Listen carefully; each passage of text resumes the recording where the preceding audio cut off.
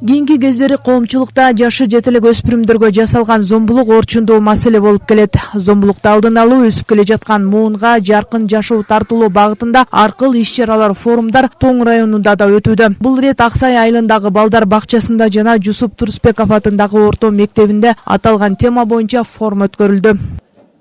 Балдарга карата зордук зомбулукту болтурбоо, коопсуз чөйрө түзүү максатында биздин тарбиячыларыбыз, психологдор, мектептин мугалимдери буга чейин жай мезгилинде барып, Бишкектен ошол коомдук фонд аркылуу окуудан өткөрүлүп, практика көрүп келишкен. Ошол практиканын негизинде азыр бизде районубузда ошол алган тажрыйбабызды ишке ашырып, ошол районубуздагы бардык мектепке чейинки билим берүү уюмдарында, ошондой эле мектептерде ушул долбоорду андан ары улап, курчак театрларын, форум театрларды өткөрүү пландалууда. Бул долбоордун негизинде уюштурулган театр форумда биздин Жусуп Турсбеков атындагы жалпы орто билим берүү мектебинин 11 класстарынын окуучулары өгөй эненин запкысына кабылган кыздын тагдыры жөнүндө чагылдырып берүүдө.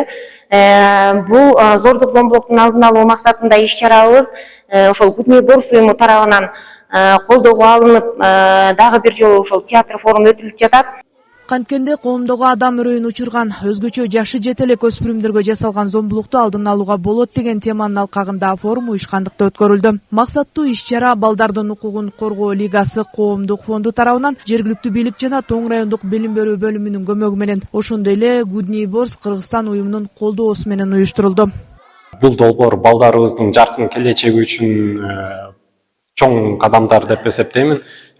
Балдарга абдан жакшы болуп атат. Мындай демилгелерди биз деген көп-көптөн өткөрүп турганга ар дайым даярбыз. Буйруса даярдыктар абдан жакшы болуптур. Балдарга дагы абдан жагып атат. Бул демилгелер менен биз сыймыктанып, улам-улам колдогонго даяр болуп келебиз.